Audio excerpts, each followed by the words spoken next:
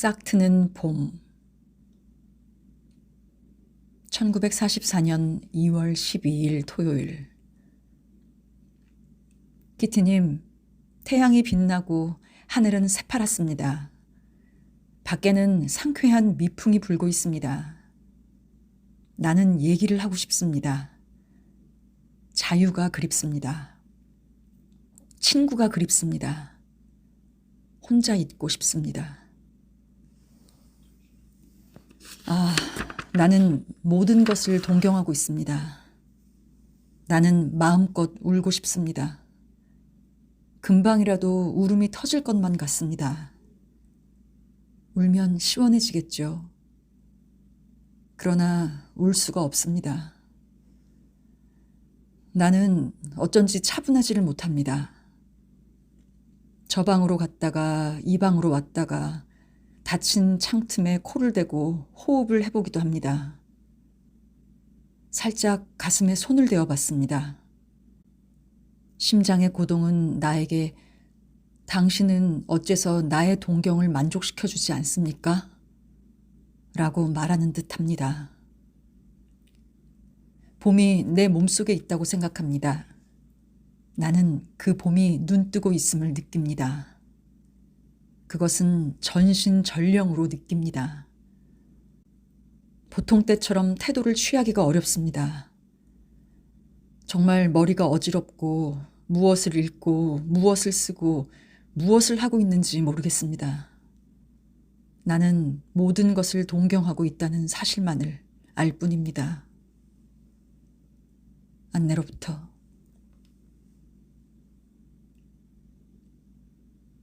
(1944년 2월 13일) 일요일. 키트님, 토요일 이후로 나의 운명에 변화가 일어났습니다. 나는 모든 것을 동경했습니다. 지금도 동경하고 있습니다. 그러나 지금 막 어떤 일이 일어나고 그 때문에 나의 동경은 아주 조금이지만 줄어들었습니다. 오늘 아침에 나는 피터가 나를 자꾸만 보고 있음을 깨닫고 가슴이 뛸 듯이 기뻤습니다. 나는 정직하게 말합니다. 그것이 예사로 보는 것이 아니었습니다. 뭐라고 해야 좋을까? 내게는 설명할 수가 없습니다. 피터는 마르고트를 사랑하고 있는 줄만 알고 있었는데 어제 갑자기 그렇지 않을지도 모른다는 생각이 들었습니다. 나는 되도록 그를 보지 않으려고 노력했습니다. 내가 보면 그도 나를 뚫어지게 응시하기 때문입니다. 그가 나를 바라보면 뭐라고 말할 수 없이 마음이 포근해지는 느낌이었지만 너무 그런 기분에 젖어서는 안 된다고 생각했습니다. 나는 혼자 있고 싶어서 견딜 수가 없습니다.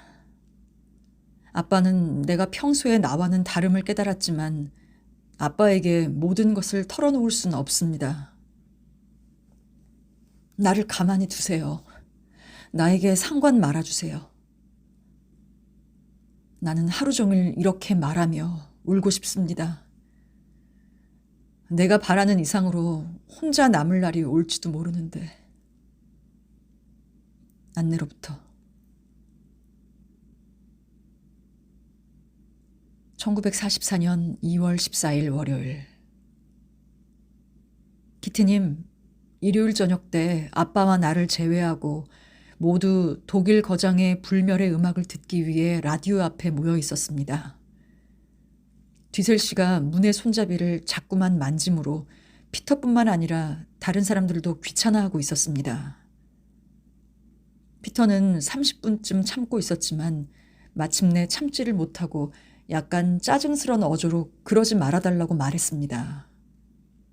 그러자 뒤셀 씨는 오만한 태도로 내게는 라디오가 다 들려요. 라고 말했기 때문에 피터는 화가 나서 난폭한 말을 했습니다.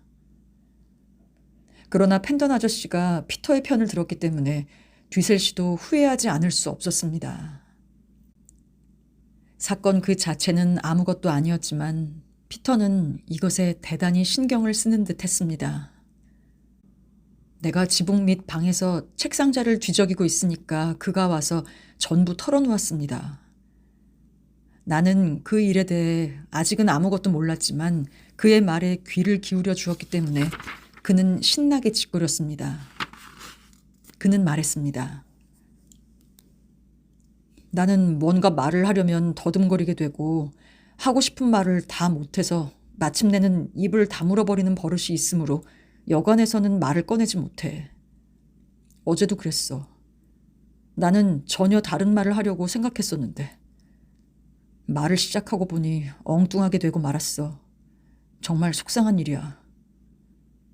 나는 전에 좋지 않은 버릇이 있었어. 지금도 그 버릇이 있으면 좋겠다고 생각하지만 속이 상하면 말다툼을 하기 전에 손이 먼저 나갔지. 그러나 이것은 좋지 않은 일임을 나도 잘 알고 있어. 그래서 난 너를 존경하는 거야. 너는 절대로 말이 막히지 않고 상대를 향해 하고 싶은 말을 다 하고 그러고도 조금도 부끄러워하지 않으니까. 넌 크게 착각을 하고 있어. 하고 나는 대답했습니다. 나는 언제나 하고 싶은 말과는 전혀 다른 말을 해버려요. 그리고 지나치게 말해버려요. 그것도 좋지 않은 일이지요. 나는 내가 한 마지막 말이 우스워져서 웃고 말았습니다. 나는 그에게 자신의 얘기를 계속시키고 싶어서 우스운 것을 참고 말없이 바닥에 방석 위에 앉은 채 구부린 두 다리를 팔로 감싸 안고 가만히 그를 바라보고 있었습니다. 나는 이 집에 나와 마찬가지로 화를 낼 줄 아는 사람이 있다는 사실이 기뻤습니다. 피터가 나에게는 고자질 당할 염려도 없고 뒤셀씨를 마음껏 헐뜯어서 가슴이 후련해졌음을 나는 알 수 있었습니다. 나로서도 대단히 기쁘게 생각했습니다. 여자친구들에 대해서만 기억하고 있는 듯한 진정한 우정을 느꼈기 때문입니다. 안내로부터 1944년 2월 16일 수요일. 키티님, 오늘은 마르고트의 생일입니다. 피터는 선물을 구경하러 12시 반에 와서 잡담을 하며 필요 이상 오래 있었습니다. 이런 일은 이제까지 없었습니다.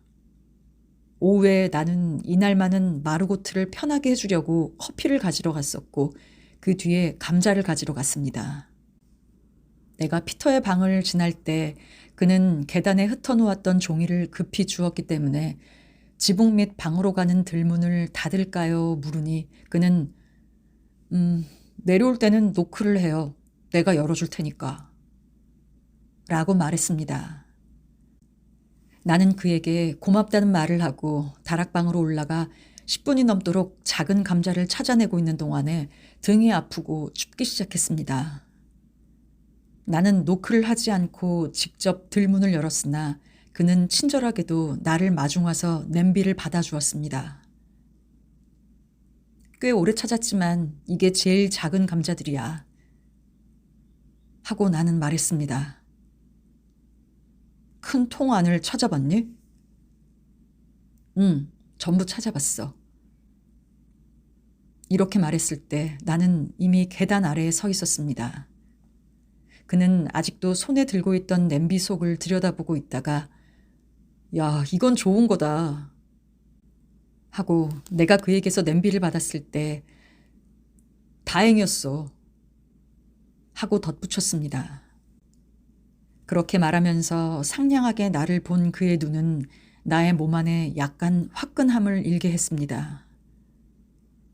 그는 나를 기쁘게 해주고 싶었건만 긴 말을 할 줄 모르므로 눈은 그걸 말하려 한다는 것을 나는 잘 알 수 있었습니다. 그의 마음을 알 수 있었습니다. 그리고 무척 고맙게 생각했습니다. 그의 말과 그가 나를 바라본 눈을 생각하면 지금도 기뻐집니다. 아래로 내려오니 엄마가 이번에는 저녁 식사용으로 좀 더 감자를 가져오라고 했기 때문에 나는 기꺼이 승낙했습니다. 피터의 방에 들어갔을 때 몇 번이고 방해를 해서 미안해요. 라고 사과를 했습니다. 내가 계단을 오르려 했을 때 그는 일어나 이쪽으로 와서 문과 벽 사이를 가로막고 나의 팔을 눌러 가지 못하게 했습니다. 내가 가겠어. 하고 그는 말했습니다. 내가 이번에는 특별히 작은 것을 찾지 않아도 되므로 그럴 필요가 없다고 말하자 그제서야 나의 팔을 놓아주었습니다. 내려올 때 그가 와서 들문을 열어주고 또 냄비를 받아주었습니다. 문까지 왔을 때 무엇을 공부하니? 하고 물었더니 프랑스어 하고 대답했습니다. 나는 연습한 것을 보여달라고 부탁하고 손을 씻고 돌아와 그의 맞은편 긴 의자에 앉았습니다. 내가 프랑스어에 대해 조금 설명한 뒤 우리는 곧 잡담을 시작했습니다. 그는 장차 프랑스령 동인도로 가서 그곳의 농장에서 살고 싶다고 말했습니다. 그는 다시 가정생활의 얘기, 암시장 얘기들을 하고 나서 자기는 아무 쓸모없는 인간인 것 같다고 말하길래 너무 열등감이 강하다고 말해 주었습니다. 그는 유대인에 대해서도 말했습니다. 자기가 크리스찬이었으며 또는 전쟁 뒤에 크리스찬이 되었으면 하고 생각하는 듯 했습니다. 전쟁이 끝나면 내가 유대인인지 아닌지 누가 알게 뭐냐고 말했습니다. 이 말에 나는 슬퍼졌습니다. 그의 어딘가에 언제나 조그만 부정직의 그늘이 있음을 아쉽게 생각합니다. 그 얘기는 그것으로 끝내고 그 뒤부터는 유쾌한 잡담으로 시간을 보냈습니다. 우리 아빠에 대한 얘기, 인간 성격의 판단에 대한 얘기. 그 밖에도 많은 얘기를 했지만 기억할 순 없습니다. 피터의 방을 나온 것은 4시 반이었습니다. 그날 저녁 때 그는 대단히 좋은 의견을 말했습니다. 나는 피터와 언젠가 그에게 주었던 영화 배우의 사진에 대해 얘기했습니다. 그는 그 사진을 대단히 좋아해서 그것을 자기 방에 이미 1년 반 동안이나 갖고 있었으므로 다른 것을 2-3장 줄까 하고 물었더니 그는 아니 필요 없어. 그걸 그대로 두고 싶어. 매일 보다 보니 친구처럼 되어버렸어. 하고 대답했습니다. 그가 어째서 보쉬를 항상 껴안는지 나는 비로소 알았습니다. 그도 뭔가 애정을 필요로 하고 있는 것입니다. 그는 다른 얘기도 뭔가 했지만 잊었습니다. 그러나 이런 얘기를 한 것을 기억하고 있습니다. 나는 자기 결점을 생각할 때 외에는 공포란 것이 어떤 것인지 모르겠어. 하지만 그 증세도 이젠 덜해졌어. 피터는 심한 열등감을 갖고 있습니다. 이를테면 자기는 어리석고 다른 사람들은 모두 영리하다고 생각하고 있습니다. 내가 프랑스어를 가르쳐주면 그는 몇 번이고 인사를 합니다. 언젠가 나는 그만둬. 너는 영어와 지리가 나보다 훨씬 낫잖아. 라고 말해주었습니다. 안내로부터 1944년 2월 18일 금요일. 키티님, 요즘 위로 올라갈 때마다 그를 만났으면 하고 생각합니다. 나는 인생의 목적을 가지게 되었고 즐거움을 갖게 되었으므로 모든 것이 전보다 유쾌해졌습니다. 나의 감정의 대상은 항상 저기에 있고 마르고트 이외에 나는 경쟁자를 두려워할 필요가 없습니다. 내가 사랑을 한다고 생각진 말아주세요. 사랑을 하고 있는 것은 아닙니다. 다만 나는 두 사람 사이에 뭔가 아름다운 것, 신뢰와 우정을 가져다주는 뭔가가 싹트는 것만 같습니다. 지금은 조금만 기회가 있어도 나는 그에게로 갑니다. 그는 이제 뭘 어떻게 얘기해야 좋을지 몰랐던 이전의 그가 아닙니다. 내가 방에서 나오고 있을 때까지 그는 계속 말을 합니다. 엄마는 내가 피터에게 가는 것을 별로 좋아하지 않습니다. 귀찮아할 테니까 남을 방해하지 말라고 늘 말합니다.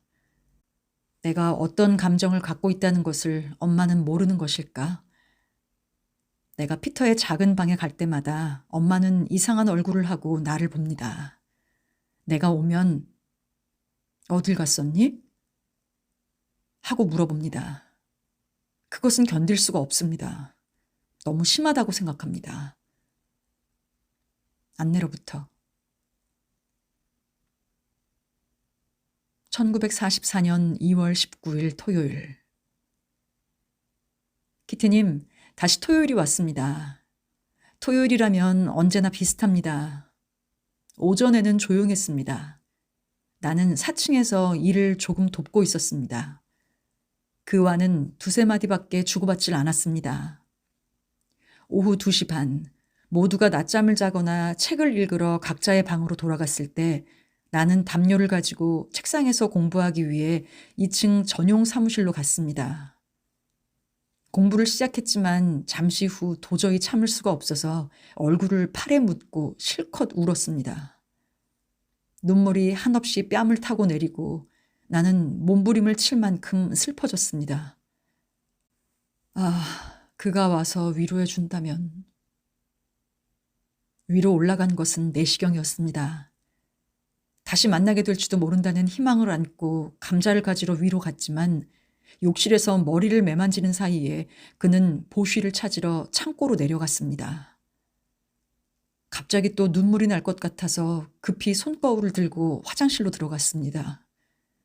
옷을 입은 채로 화장실에 앉아 있는데 나의 붉은 앞치마에는 눈물로 젖은 얼굴이 생겼습니다. 참으로 비참한 심정이었습니다. 나는 화장실 안에서 이렇게 생각했습니다. 이래가지고는 피터의 마음을 잡을 수가 없다. 피터는 나 같은 것은 조금도 좋아하지 않겠지.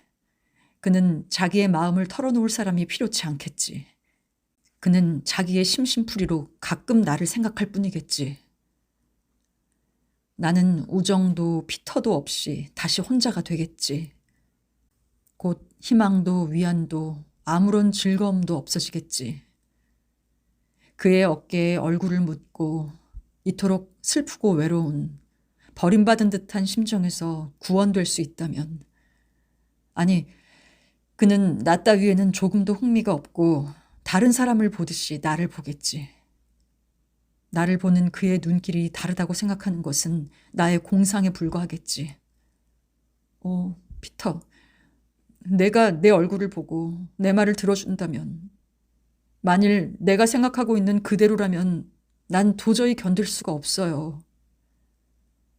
눈물은 계속 뺨을 타고 내렸지만 잠시 후에는 새로운 희망과 기대가 되살아나는 듯 했습니다.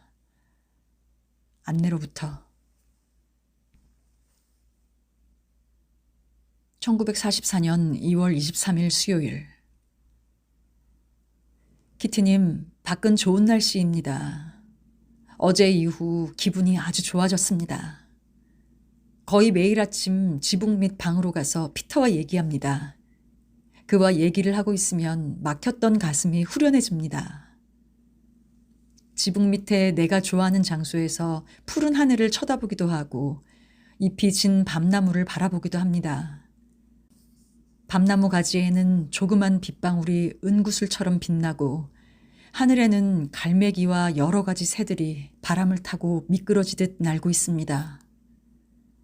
그는 큰 도리에 머리를 기대고 서 있고 나는 앉아 있습니다. 그는 신선한 공기를 마시면서 가만히 밖을 바라보고 있습니다. 두 사람은 이 정겨운 시간을 말로 깨뜨리고 싶지 않습니다. 우리들은 오랫동안 이렇게 하고 있었습니다. 그러고 보니 그는 천장 아래로 장작을 패러 가야만 했습니다. 그는 좋은 사람이라고 생각했습니다. 그가 사다리를 오르는 뒤를 따라 나도 올라갔습니다. 그가 15분쯤 장작을 패고 있는 동안 두 사람 다 말이 없었습니다. 나는 선체로 그가 일하는 것을 보고 있었습니다. 그는 자기의 힘을 자랑하고 싶어서 열심인 듯 했지만 나는 가끔 창밖을 내다봤습니다. 거기에는 암스테르담의 넓은 구역이 보입니다. 지붕이 무한히 계속되고 끝은 푸른 하늘과 합쳐져서 어디가 경계인지 분간할 수가 없습니다. 이 햇살, 이 구름 없는 푸른 하늘이 있고 살아서 이것을 바라보고 있는 동안 나는 불행하지 않다고 마음속으로 생각했습니다. 공포를 느끼거나 쓸쓸해하거나 불행하다고 느끼는 사람들을 위한 가장 좋은 치료법은 어딘가 하늘과 자연과 산만이 있는 곳으로 가는 것입니다. 그때 비로소 자연은 있는 그대로이고 신은 자연의 간소한 아름다움 속에서 인간이 행복하기를 바라고 있음을 알 수 있기 때문입니다.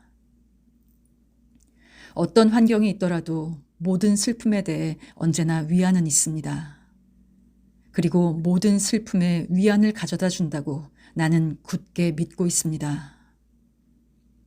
나와 같은 생각을 가지는 누군가와 함께 이 크나큰 행복감을 맛보는 것도 그리 먼 일은 아닐지도 모릅니다. 하나의 사색. 우리들은 여기서 여러 가지의 부자유를 느끼고 있습니다. 너무도 많이, 또 너무도 오랫동안 자유를 잃고 있습니다. 당신과 같이 나도 그렇습니다. 나는 물질적인 얘기를 하고 있는 게 아닙니다. 그 점에서는 행복합니다.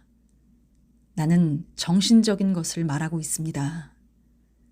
당신과 마찬가지로 나는 자유와 신선한 공기를 동경하고 있습니다. 그러나 이제 우리들은 부자유에 대해 충분한 보상을 받고 있다고 생각합니다. 오늘 아침 창 앞에 서 있을 때 문득 그것을 깨달았습니다. 보상이란 정신적인 보상을 뜻합니다.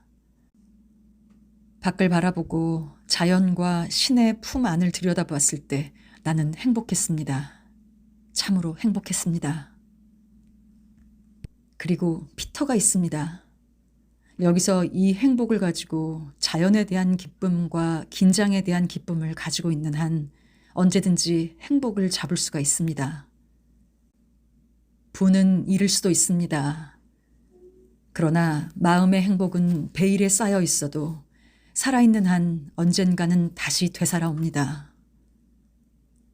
두려움 없이 하늘을 바라볼 수 있고 마음의 순결을 자각하고 행복을 구할 수가 있다고 믿는 한은 안내로부터 1944년 2월 27일 일요일. 키트님, 아침 일찍부터 밤늦게까지 나는 피터를 생각하는 외에는 거의 아무 곳에도 손을 대지 않고 있습니다. 나는 그의 영상을 마음에 그리며 잠들고 그를 꿈에서 봅니다. 눈을 떠도 아직 그가 나를 바라보는 듯이 느껴집니다. 나는 피터와 내가 외견상 조금도 다르지 않다는 것을 강하게 느끼고 있습니다. 어째서 그런지 그 이유를 말하겠습니다. 두 사람 다 어머니다운 어머니를 갖고 있지 못합니다. 그의 어머니는 너무도 경박하고 바람둥이이고 그의 생각 따위에는 별 관심이 없습니다. 우리 엄마는 내 걱정은 해주지만 둔한 데다가 진정한 어머니 같은 데가 없습니다. 피터도 나도 마음속으로 자기 자신과 고투하고 아직 자아란 것을 확실히 파악하지 못하고 있으며 거친 취급을 받기에는 너무도 감수성이 예민합니다. 사람이 만일 거친 취급을 받으면 도피하고 싶어집니다. 그러나 여기서는 그것이 되지 않으므로 나는 자기의 감정을 감추고 마구 좌충우돌할 뿐입니다. 그래서 모두가 날 귀찮은 존재로 취급합니다. 피터는 그 반대로 입을 다물고 한마디도 않고 조용히 공상에 잠김으로써 감정을 감춥니다. 그러나 언제 어떻게 해서 우리 두 사람의 마음이 맞을까요? 나는 이성의 힘으로 언제까지 이 동경을 억제하고 있을지 모르겠습니다. 안내로부터 1944년 2월 28일 월요일. 키트님, 밤이고 낮이고 악몽에 시달리는 듯한 기분입니다. 그의 생각이 잠시도 머리에서 떠나지 않습니다. 그러면서도 그를 잡을 수가 없습니다. 그러나 나는 그것을 표정에 나타내서는 안 됩니다. 사실은 자포자기에 빠져 있을 때도 밝은 표정을 짓지 않으면 안 됩니다.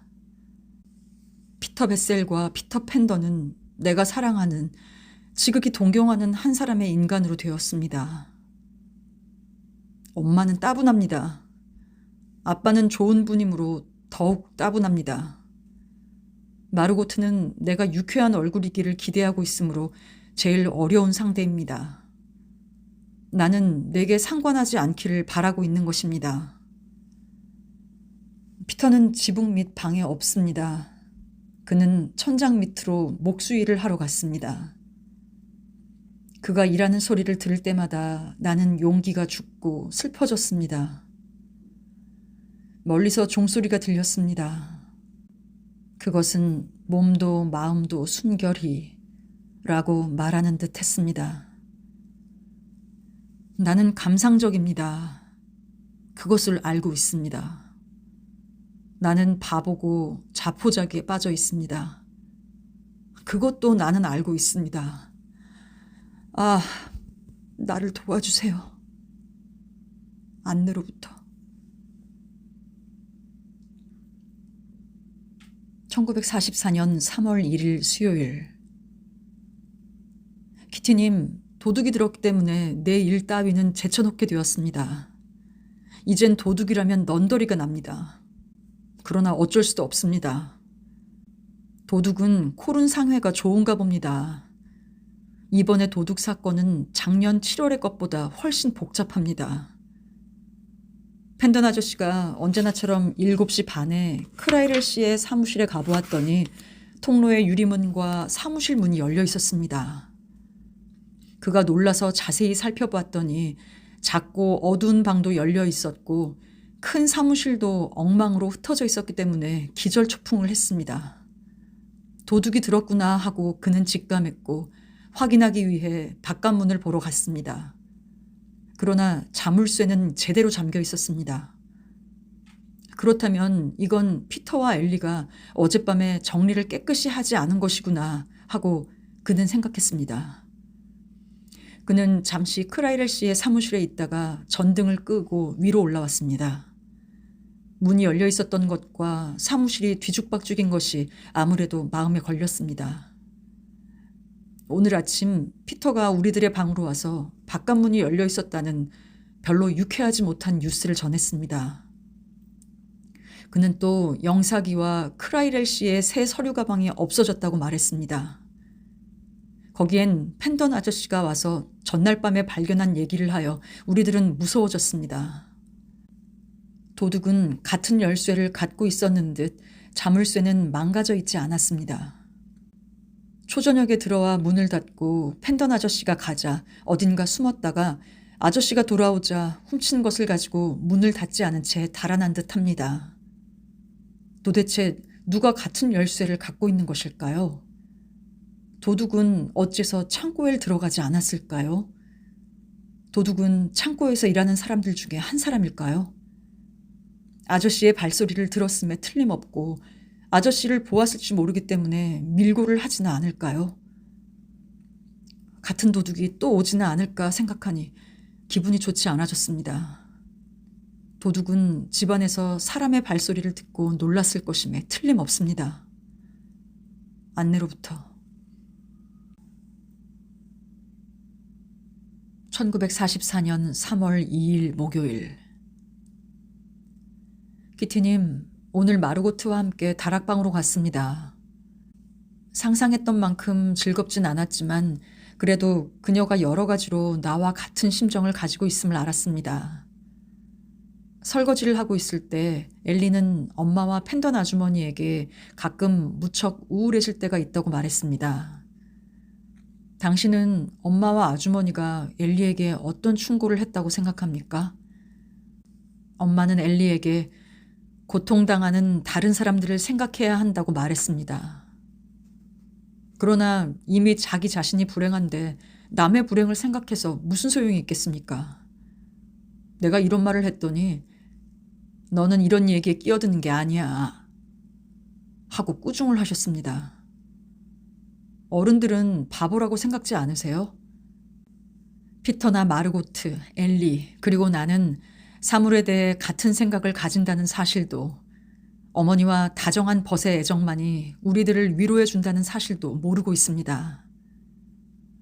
하기야, 아주머니나 우리 엄마보다는 약간 이해하고 있을지도 모릅니다. 나는 내 경험을 통해 도움이 된다고 생각되는 점을 가엾은 엘리에게 말해주려 했더니 아빠가 우리들 사이에 파고들어 나를 밀어냈습니다. 어른들은 모두 바보입니다. 남을 침묵해 할 수는 있어도 의견을 갖지 못하게 할 수는 없습니다. 아무리 나이가 어려도 의견에 대해 말하는 것을 금지해선 안 됩니다. 위대한 애정만이 엘리나 마르고트, 피터와 나를 도울 수가 있습니다. 그러나 우리들은 누구도 그것을 막지 못하고 있습니다. 그런데도 이 집의 바보스런 아는 체 하는 어른들은 한 사람도 우리를 이해하지 못합니다.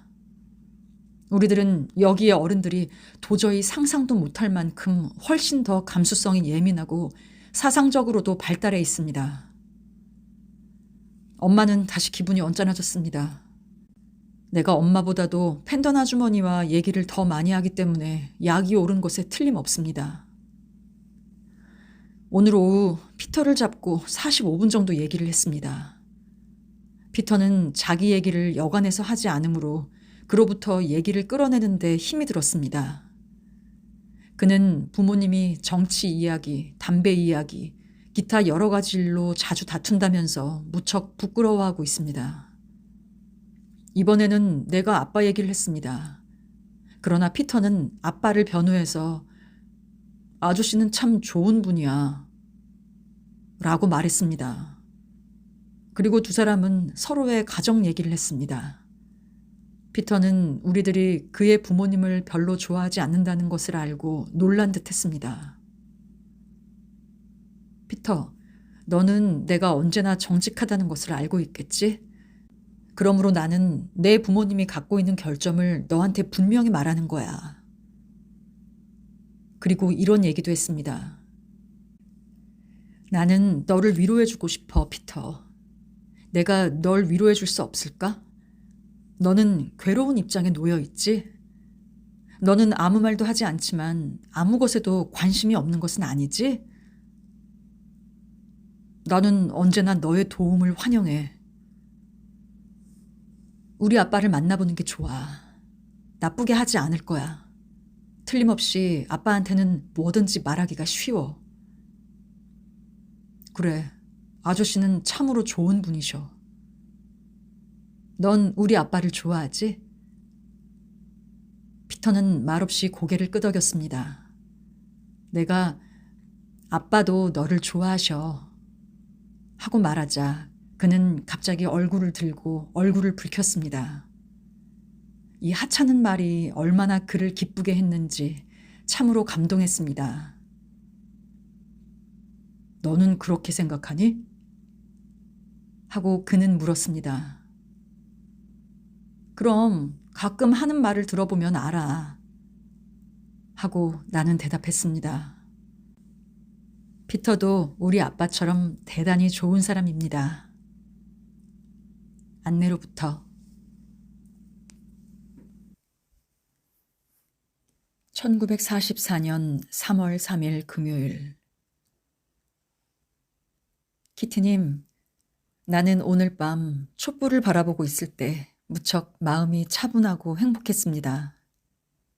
신이 촛불 속에 있는 듯이 느껴졌습니다. 나를 감싸고 보호하고 나를 언제나 행복한 마음으로 있게 해주는 것은 하느님입니다. 그러나 나의 기분을 지배하는 자가 또 있습니다. 그것은 피터입니다. 오늘 감자를 가지러 올라가 냄비를 가지고 계단에 서 있을 때 점심 먹고 뭘 했니? 하고 피터가 물었습니다. 계단에 앉아 그와 얘기를 시작했습니다. 감자를 바닥에 놓은 채 1시간이나 얘기를 하다가 5시 15분에 나는 내려갔습니다. 피터의 아빠 얘기는 아무것도 하지 않았습니다. 두 사람은 책 얘기, 과거의 얘기를 했을 뿐입니다. 피터의 눈에는 따뜻함이 고여 있었습니다. 나는 그를 사랑하기 시작하고 있다고 생각합니다. 그는 오늘 밤 그것에 대해 얘기했습니다. 나는 감자 껍질을 벗기고 나서 그의 방으로 갔을 때 무척 덥다고 그에게 말했습니다. 마르고트와 내 얼굴을 보고 있으면 온도를 금방 알 수 있어. 우리들은 추울 때는 얼굴이 새파래지고 더울 때는 빨개져. 하고 내가 말하자 그는 갑자기 너 사랑하고 있니? 하고 물었습니다. 어째서 내가 사랑 같은 걸 하니? 하고 나는 말했지만 자신이 생각해도 바보 같은 대답이었습니다. 그는 사랑을 한다고 해도 나쁠 건 없잖아. 하고 말했습니다. 그리고 두 사람은 저녁 식사를 하러 아래로 내려갔습니다. 그가 그런 말을 한 것은 뭔가 의미가 있었던 것일까요? 오늘 나는 용기를 내어 나의 수다가 귀찮지 않느냐고 물어보았더니 그는 괜찮아. 나는 너의 잡담을 듣는 게 즐거워. 라고 말했을 뿐입니다. 그의 대답이 어느 정도까지 수줍은 것인지 나로서는 판단할 수가 없습니다. 나는 사랑스런 사람의 얘기만 하는 사랑을 하고 있는 여자 같습니다. 피터는 참으로 사랑스런 사람입니다. 나는 언제 이것을 그에게 털어놓을 수 있을지, 물론 그도 나를 사랑스럽게 생각하고 있음을 알지 않고는 그런 말을 할 수 없습니다. 피터가 나를 얼마나 좋아하는지 그건 나로선 모르겠지만 아무튼 두 사람은 서로의 심정을 조금씩 이해하고 있습니다. 다만 두 사람이 좀 더 털어놓을 수 있게 되면 좋으리라고 생각합니다. 그 시기가 생각보다 빨리 오지 않을 것이라고는 아무도 단언할 수 없겠지요. 매일 2번, 그는 나의 얼굴을 의미 있게 바라봅니다. 나는 윙크로 답하고 우리 두 사람은 행복을 느낍니다. 그가 행복하다는 것은 확실히 미친 소리 같지만 그도 나와 같은 심정일 것이라는 자신은 있습니다. 안내로부터 1944년 3월 4일 토요일. 키트님, 따분하고 우울하고 지루하지 않은 토요일은 오늘이 몇 달 만에 처음입니다. 그것은 피터 때문입니다. 오늘 아침 다락방으로 앞치마를 널러 갔을 때입니다. 마침 아빠도 있어서 나더러 잠시 프랑스어를 하지 않겠느냐길래 나는 승낙하고 처음에는 프랑스어 회화를 했습니다. 나는 그것을 피터에게 설명하고 나서 다음에는 영어 회화를 했습니다. 그리고 아빠와 나란히 피터에게 붙어 앉았던 나는 제 7번째 천국에 있는 듯한 행복을 느꼈습니다. 나는 11시에 아래로 내려왔습니다. 11시 반에 다시 다락방으로 올라갔을 때 그는 이미 계단에서 나를 기다리고 있었습니다. 두 사람은 12시 45분까지 얘기했습니다. 내가 식사를 끝내고 방을 나갈 때 기회가 있고 아무도 듣지 않으면 그는 언제나 굿바이 안내, 다시 만나요. 라고 말합니다. 그런 말을 들으면 나의 가슴은 뜁니다. 그는 나와 함께 사랑에 빠지려는 것일까요? 아무튼 그는 무척 좋은 사람입니다. 내가 그와 얼마나 즐거운 대화를 나누는지 아무도 모릅니다. 펜던 아주머니는 내가 그에게 얘기하러 가는 것을 허락하지만 오늘은 반 농담으로 너희들을 믿고 둘만 다락방에 내버려둬도 좋을까? 하고 말했습니다. 물론이에요. 그런 말은 모욕이에요. 하고 나는 항의했습니다. 나는 아침부터 밤까지 피터와 만나는 것을 즐거움으로 삼고 있습니다. 안내로부터 1944년 3월 6일 월요일. 키트님, 나는 피터의 표정으로 그가 나와 같은 생각임을 압니다. 어젯밤에 아주머니가 피터를 경멸하는 어조로 시무룩쟁이 하고 말했을 때 나는 화가 났습니다. 피터는 얼굴이 빨개져서 더듬거렸습니다. 나는 발끈해서 소리치고 싶어졌습니다. 이 사람들은 어째서 잠자코 있지를 못할까요? 그가 쓸쓸해하고 있는 것을 그저 방관만 할 뿐 아무 도움도 줄 수 없는 것이 얼마나 안타까운지 당신은 상상할 수도 없을 것입니다. 그가 싸움이나 연애로 해서 얼마나 안타까운 생각을 하는지 나는 그의 입장이 되어 생각해 볼 수 있습니다. 가엾은 피터. 그는 무척 애정에 굶주리고 있습니다. 그가 자기 고독에 매달려 의식적인 무관심과 어른스런 태도를 취하고 있지만 그것은 진정한 감정을 나타내지 않으려는 일종의 허세에 불과합니다. 가엾은 피터. 그는 언제까지 이런 연극을 계속할 수 있을까요? 이 초능력적인 노력의 결과 언젠가는 무서운 폭발이 일어날 것임에 틀림없습니다. 오, 피터. 내가 너를 위로할 수 있다면, 너를 위로해 준다면 둘이서 서로의 외로움을 날려보낼 수가 있을 텐데. 나는 여러 가지를 생각하고 있지만 별로 말을 하지 않습니다. 나는 그를 만나고 그와 함께 있을 때 태양이 밝게 빛나기만 하면 행복합니다. 어제 나는 무척 흥분했습니다. 머리를 감고 있을 때 그가 옆방에 있음을 알았지만 어쩔 수도 없었습니다. 나는 마음이 가라앉고 진지하면 할수록 겉으로는 요란해집니다. 이러한 내 마음의 비밀을 맨 먼저 발견하고 깨뜨리는 것은 누구일까요? 나는 펜던가에 여자아이가 아니고 남자아이가 있다는 것이 기쁩니다. 이성이 아니었더라면 나의 정복은 이처럼 어렵지도 않았을 뿐 아니라 이처럼 아름다운 것도 아니었을 것입니다. 안내로부터. 추신, 당신은 내가 언제나 정직하다는 것을 알고 있지요? 그러므로 나는 그를 만나는 것만이 즐거움을 살아간다는 것을 당신에게 고백해야겠습니다. 나는 그도 또한 항상 나를 기다린다는 사실을 알고 싶습니다. 그가 소극적으로 이쪽에 접근하려는 마음의 움직임을 조금이라도 발견할 때마다 마음의 설레임을 느낍니다. 그도 나와 마찬가지로 여러 가지 얘기를 하고 싶을 것이라 생각합니다. 그러나 나의 마음을 사로잡는 것은 그의 이 어색함이라는 것을 그는 모릅니다. 안내로부터. 1944년 3월 7일 수요일.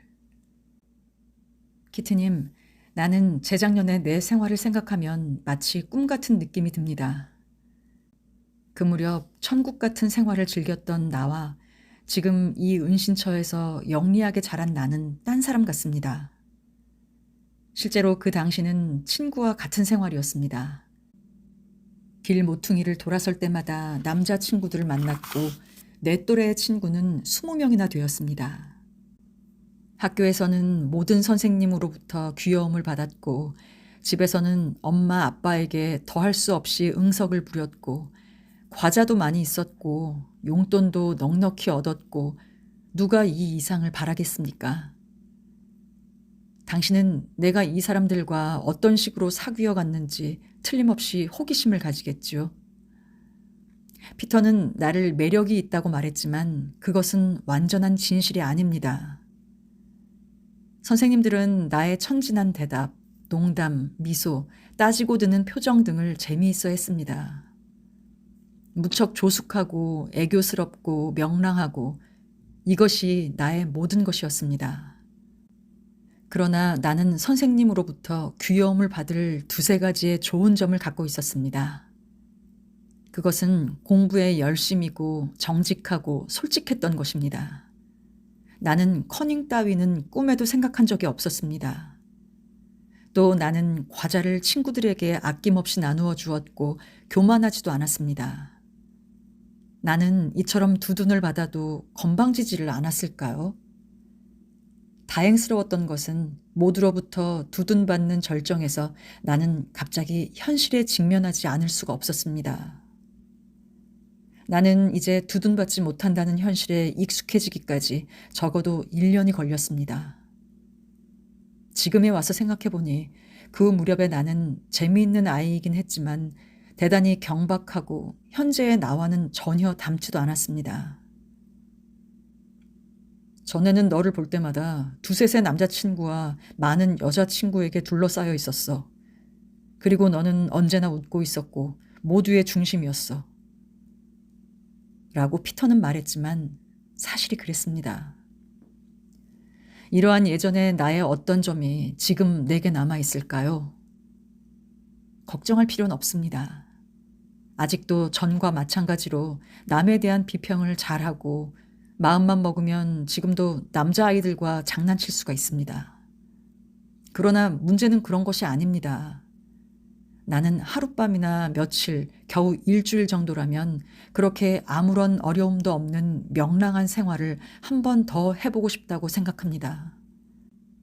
할 줄 아는 사람과 대화를 나누고 싶어지겠지요. 나는 부하는 필요치 않습니다.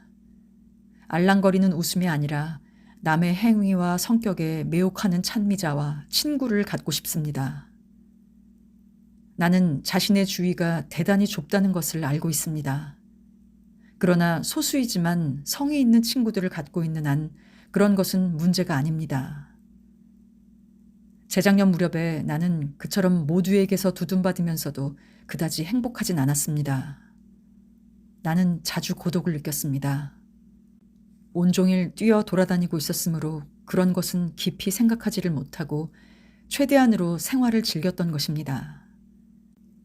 의식적인지 무의식적인지 모르나 나는 공허감을 장난이나 농담으로 떨어버리려 하고 있었습니다. 그러나 지금은 인생이라든가 자기가 무엇을 할 것인가에 대해 진지하게 생각하게 되었습니다. 나의 생애의 한때는 영원히 지나갔습니다. 마음 편한 학생 시절은 지나가고 이제는 돌아오지 않습니다. 나는 이제 그런 시대를 동경하고 있진 않습니다. 나는 좀 더 어른이 되었습니다. 인생을 좀 더 진지하게 생각하게 되었기 때문에 따분하지 않게 즐거운 생각만 할 수가 없게 되었습니다. 나는 이번 설까지 나의 생활을 강력한 확대경으로 바라보고 있습니다. 처음에는 가정의 따뜻한 생활을 즐기고 이어서 1942년 이곳으로 와서는 생활이 격변하고 매일같이 말다툼이 끊이지 않는 생활입니다. 나는 생활의 변화를 이해할 수 없고 다만 놀라고 말았습니다. 내가 어떻게든 이렇게 견디어온 것은 뻔뻔스러웠기 때문입니다. 1943년의 전반은 쓸쓸했고 늘 울고만 있었습니다. 그리고 차츰 자신의 결점을 깨달았습니다. 지금도 결점투성이이지만 그 무렵은 더 심했던 것 같습니다. 낮에는 일부러 마음에도 없는 얘기를 해서 아빠의 관심을 내게로 끌려고 했지만 허사였습니다.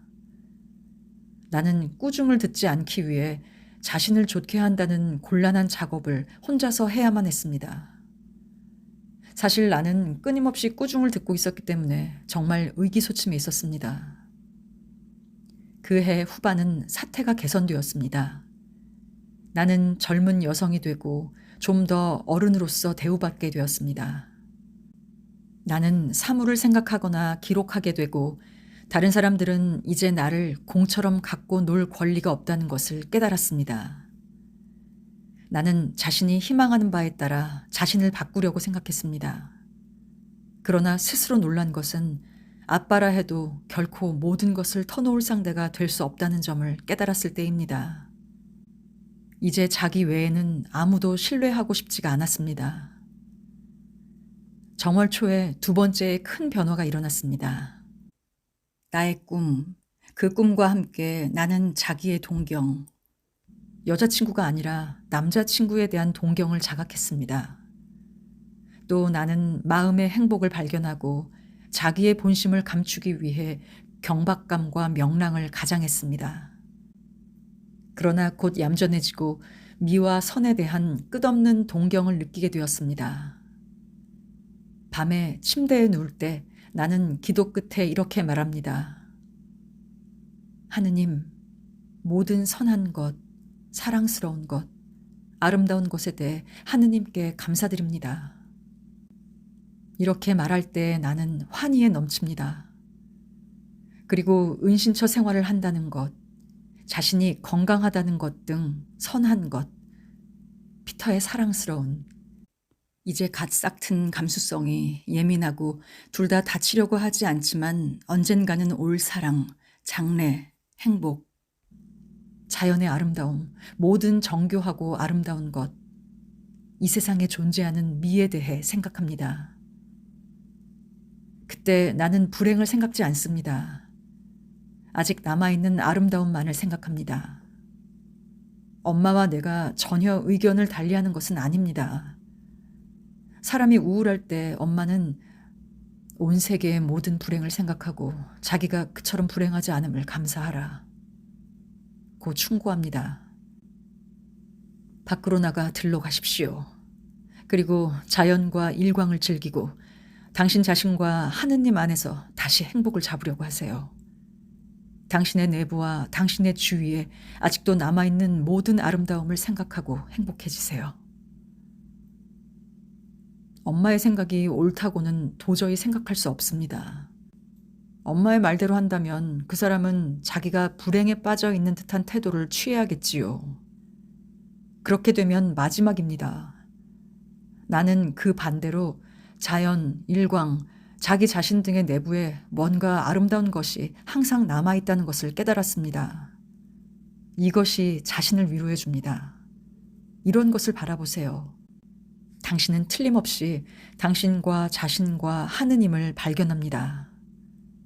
그렇게 하면 당신은 마음의 평정을 되찾을 수 있습니다.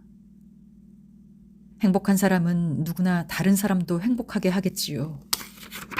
용기와 신념 있는 사람은 결코 불행 속에서 죽지 않습니다. 안내로부터. 1944년 3월 12일 일요일. 키티님, 나는 요즘 차분하질 못합니다. 4층으로 뛰어 올라갔다가 내려왔다가 또 올라갔다가 피터와 얘기를 하고 싶은데 귀찮아하진 않을까 걱정입니다. 그는 자기 얘기, 과거 부모님에 대한 얘기를 조금 했습니다. 그러나 나는 전혀 만족할 수가 없었습니다. 나는 어째서 그의 얘기를 자꾸만 더 듣고 싶을까 자신에게 물어보았습니다. 전에 그는 나를 도저히 감당할 수 없는 상대라고 생각하고 있었습니다. 나도 그를 그렇게 생각하고 있었습니다. 그러나 이제 나의 의견이 바뀌었습니다. 그도 바뀌었을까요? 난 그렇게 생각합니다. 그러나 반드시 우리들이 둘도 없는 친구가 되리라는 의미에서는 아닙니다. 그렇게 되면 나로서는 여기의 생활이 좀 더 견딜 만한 것이 되겠지만 그렇게 되지 않는다 해도 슬퍼하지 않습니다. 나는 그를 언제나 만나고 있고 이런 일로 해서 처음부터 불행해질 필요는 없으니까요. 토요일 오후 나는 비참한 뉴스를 많이 듣고 완전히 현기증을 일으키고 오랫동안 누워있기 위해 긴 의자에 누웠습니다. 생각하기가 싫어 잠들고 싶었을 뿐입니다. 4시까지 자고 나서 거실로 갔습니다. 나는 엄마의 말에 일일이 대답하는 것도 아빠에게 너무 오래 잔 데 대한 변명을 생각하기도 싫었습니다. 나는 다만 두통이 났다고만 말했습니다. 그것은 거짓말이 아니라 실제로 두통이 났습니다. 다만 마음에. 보통 사람, 보통의 소녀, 나와 같은 10대의 아이들은 이러한 자기 연민에 빠져있는 나를 약간 머리가 이상한 게 아닌가 하고 생각하겠지요. 정말 그대로입니다. 그러나 나는 자신의 마음속을 당신에게 털어놓은 다음에는 남의 질문을 받거나 자신의 신경에 거슬리는 것을 피하기 위해 되도록 뻔뻔스럽고 밝게 자신만만하게 행동합니다. 마르고트는 대단히 상냥하고 내게서 신뢰를 받고 싶어 하지만 아직 나는 그녀에게 모든 것을 털어놓을 수가 없습니다. 그녀는 좋은 사람입니다. 아름답고 선량합니다. 하지만 그녀는 자연스러운 마음으로 심각한 얘기를 할 수가 없습니다. 내 말을 진지하게, 너무도 진지하게 생각합니다.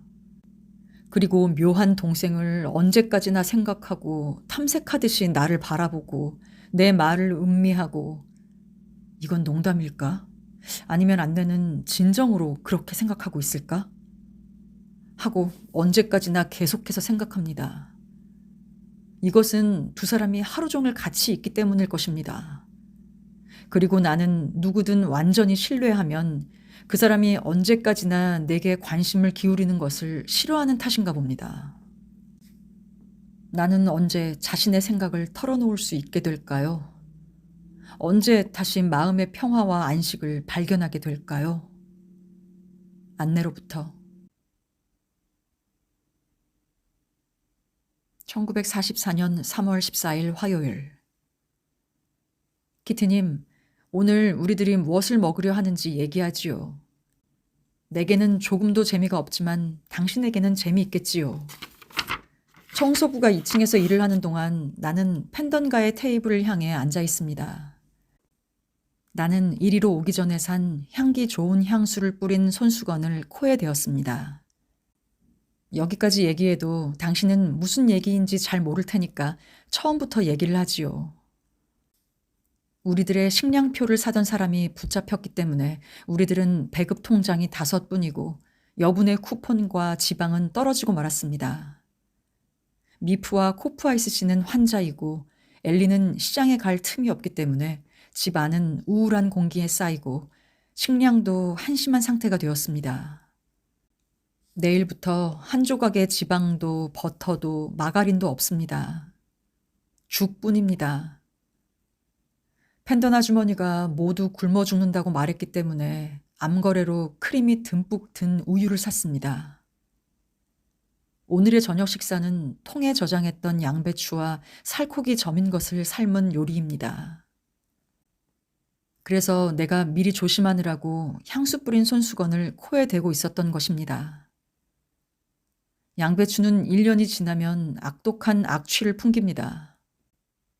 방 안에는 썩은 계란과 방부제와 상한 자두를 뒤섞은 듯한 냄새가 가득 차 있습니다. 이런 것을 먹는다는 생각만 해도 병이 날 것 같습니다. 더구나 감자가 특수한 병에 걸려서 양동이로 2개나 가져와도 하나분은 난로에 버리지 않을 수 없습니다. 우리들은 병의 종류를 연구하는 데 흥미를 가지고 감자의 병에도 암이나 천연두에서 홍역까지 있다는 결론에 달했습니다. 전쟁 4년간의 은신처 생활을 한다는 것은 정말 장난이 아닐 수가 없습니다. 아, 이 지긋지긋한 전쟁이 빨리 끝났으면. 솔직히 말해서 여기의 생활이 좀 더 즐겁다면 내가 음식물에 대해 그리 신경을 쓰지는 않을 것입니다. 곤란한 것은 생활이 권태롭기 때문에 모두 화를 잘 낸다는 것입니다. 다음에 현재의 상태에 대한 5명의 어른들의 의견을 소개하겠습니다. 펜던 아주머니. 주방의 여왕이 하는 일은 이미 매력이 없어졌어. 그냥 열손 놓고 앉아있는 것은 따분함으로 다시 요리를 만들기 시작할 뿐이야. 그러나 기름 없인 요리가 되지 않아. 이 끔찍한 냄새를 맡으면 병이 날 것 같아. 내가 이렇게 고생하는 보답으로 받는 것은 불평과 험담뿐이야. 나는 항상 죄를 뒤집어 쓰는 희생자지. 거기다가 내가 보는 바로는 전쟁은 전혀 진전이 없어. 우리들은 굶어 죽지 않을까 걱정이야. 나는 기분이 언짢으면 누구에게든 호통을 치고 싶어져. 펜던 아저씨. 난 아침부터 저녁까지 담배를 피우고 싶다. 담배만 피울 수 있다면 요리도 정치 정세도 아내의 구분도 별로 문제될 게 없다. 게르리는 귀여운 아내다. 그러나 아저씨는 담배가 떨어지면 완전히 변하고 맙니다. 그럴 때는 흔히 이렇게 말합니다. 나는 병이 날 것 같다. 우리들은 오래 살지 못할 거야. 나는 육류를 먹지 않으면 안 돼. 게르리는 참으로 바보 같은 여자야. 이렇게 되면 반드시 심한 부부싸움이 시작됩니다. 요리는 그리 문제가 아니지만 나는 지금 호밀 가루빵이 한 조각 먹고 싶다. 무척 배가 고프다. 내가 팬던 부인이라면 진작 남편의 끊임없는 끼견을 중단시켰을 거야. 그러나 나도 지금 무척 담배가 피우고 싶다. 담배라도 피우지 않으면 견디기 어려울 것 같다. 영국인은 무척 실책을 잘하지만 그래도 전쟁은 진전되고 있다. 나는 모두와 잡담을 할 수 있고 폴란드에 있지 않았음을 감사해야 해. 엄마의 말입니다. 그러면 아빠는 이렇게 말씀하십니다. 만사가 훌륭하다. 난 아무 욕심도 없다. 그리 당황할 것은 없다. 시간은 충분히 있다. 감자만 먹을 수 있다면 불평은 없다. 내 배고픔을 엘리에게 좀 줘요. 정치 정세는 대단히 희망적이다. 나는 아주 낙관하고 있다. 이럴 때면 뒤셀 씨는 나는 오늘 일을 해야만 해. 모든 것을 시간대로 맞춰야만 해. 정치 정세는 양호해. 우리들이 발각될 염려는 있을 수 없다. 라고 말씀하십니다. 안내로부터 1944년 3월 15일 수요일. 키티님, 이렇게 일기를 쓰고 있는 순간 우울한 장면에서 해방되었어요. 오늘은 만일에 어떤 경우가 일어나면 곤란하다 든가 만일에 누가 병에 걸리면 어떻게 하나 하는 얘기만 들었습니다. 당신도 은신처의 일을 이제 상당히 알고 있을 테니까 얘기는 대강 짐작이 가리라고 생각합니다. 이 만일이란 말이 나온 이유는 이러합니다. 크라이렐 씨는 참호흡하는 데 동원되었고 엘리는 코감기에 걸렸고 그래서 아마 내일도 올 수 없을 것이고 미프는 아직 독감이 낫질 않았고 코프아이스 씨는 위에서 출혈이 심해서 의식불명이 되는 등 나쁜 일만 겹쳤기 때문입니다. 창고의 사람들은 내일 쉽니다. 엘리는 오지 않고 문은 잠긴 채이므로 우리들은 이웃 사람들에게 들리지 않도록 최대한 조용히 하고 있어야만 합니다. 행크는 1시에 이리로 오게 되어 있습니다. 마치 동물원의 사육제 같습니다. 오늘 오후 그는 오랜만에 세상 얘기를 해주었습니다. 우리들 8명이 그의 주위에 둘러앉은 모습을 상상해 주십시오. 그것은 할머니가 손자들에게 얘기를 들려주는 그림 같았습니다. 그는 열심히 귀를 기울이는 8명에게 식량 얘기는 물론 피부의 의사 얘기며 우리들이 질문하는 모든 것에 대해 빠른 어조로 말했습니다. 그는 의사에 대해 다음과 같은 재미있는 얘기를 했습니다. 그 의사는 지독한 의사예요. 오늘 아침 내가 의사에게 전화를 해서 대진을 위해 전화를 받게 하고 감기의 처방전을 부탁했더니 오전 8시부터 9시 사이에 가지러 오라는 거예요. 만일 악성 감기일 때는 의사가 전화에 대고 앙 하고 입을 벌리고 혀를 내밀어 보아요. 아, 잘 들리는군. 당신의 목은 염증을 일으키고 있어요. 처방전을 써줄 테니 약국에 가서 약을 사시오. 안녕. 이런 식이에요. 전화로 진찰을 하다니 웃기죠? 그러나 나는 의사를 비난하고 싶지 않습니다. 인간은 손이 2개밖에 없습니다. 요즘은 병자가 많은데 의사가 부족합니다. 그건 어쨌든 간에 행크가 전화 얘기를 되풀이했을 때는 모두 웃었습니다. 나는 요즘의 병원 대합실이 어떤 상태인지 상상할 수 있습니다. 의사는 이제 건강보험의 환자를 무시하지는 않지만 대단한 병이 아닌 환자는 상대도 하지 않습니다. 그런 환자가 오면 당신은 여기서 뭘 합니까? 제일 뒤로 가서 서요. 중환자가 우선이야. 하고 말합니다. 안내로부터 1944년 3월 16일 목요일. 키트님, 뭐라고 말할 수 없는 멋진 날씨입니다. 곧 다락방으로 갈 생각입니다. 나는 어째서 피터만큼 차분하지 못한지를 이제 알았습니다. 그는 공부하고 꿈꾸고 생각하고 잠잘 수 있는 자기 방을 갖고 있습니다. 그러나 나는 연중 저쪽 구석에서 이쪽 구석으로 쫓기고 있을 뿐입니다. 나는 뒤셀 씨와 같이 쓰는 내 방에 있는 시간은 적지만 그래도 역시 내 방을 쓰고 싶은 마음은 간절합니다. 내가 가끔 다락방으로 도피하는 이유 중에 하나는 이것입니다. 다락방에 있을 때와 당신과 같이 있을 때만이 순간이긴 하지만 진정한 나일 수가 있습니다. 그러나 나는 자신의 운명을 슬퍼하고 싶진 않습니다. 그뿐 아니라 나는 용기를 갖고 싶습니다. 고마운 것은 내가 마음속으로 생각하고 있는 것을 아무도 모릅니다. 다른 사람들이 알고 있는 것은 내가 엄마에 대해 차츰 냉정해졌다는 것과 아빠에 대해서도 전만큼 애정을 보이지 않는다는 것, 마르고트에게는 아무 얘기도 하지 않는다는 것 뿐입니다. 나는 완전히 껍질 속에 묻혀 있습니다. 마음속에 끊임없이 싸움이 일고 있음을 아무에게도 알려선 안 됩니다. 그 싸움이란 것은 상식과 욕망과의 싸움입니다. 현재는 상식이 이기고 있지만 언젠가는 욕망 쪽이 강해지지 않을까. 나는 때때로 이것을 두려워하고 때로는 이것을 희망합니다.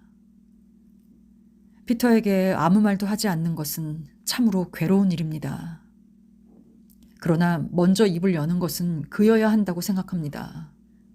내가 하고 싶은 말, 하고 싶은 행동은 많이 있습니다. 나는 그것을 전부 꿈에서 보았습니다. 또 하루가 지났는데 아무 실현도 보지 못했다고 생각하니 슬퍼집니다. 그렇습니다. 안내는 미친 아이와 같습니다.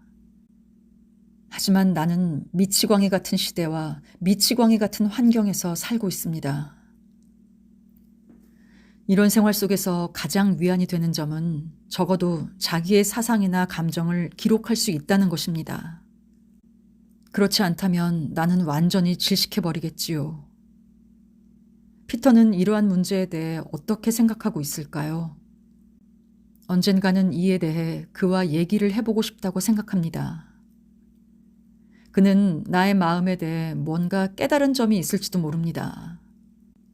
왜냐하면 그가 이제까지 알고 있는 외면에 나타난 나를 사랑할 수 없음은 확실하므로 조용한 것을 좋아하는 그가 나의 수다를 좋아할 리가 없습니다. 그는 나의 딱딱한 껍질 속을 들여다보는 최초의 그리고 유일한 사람이 될까요? 또 그가 거기에 도달하기까지는 오랜 시일을 필요로 할까요? 사랑은 가끔 동정에서 시작된다. 거나 사랑과 동정은 손을 잡고 간다. 든가 하는 오래된 속담도 있지 않습니까? 나의 경우도 그러한 것일까요? 왜냐하면 나는 자기 자신과 마찬가지로 그에게 동정하고 있기 때문입니다. 나는 어떤 식으로 이야기를 꺼내야 좋을지 참으로 모르겠습니다. 그러나 그는 나보다도 훨씬 얘기를 못하는 성질인데 어째서 그가 먼저 입을 열 수 있을까요? 그에게 편지를 쓸 수 있다면 내가 하고 싶은 말을 그에게 전달할 수 있겠지요. 생각을 말로 표현하기란 대단히 어려운 일입니다. 안내로부터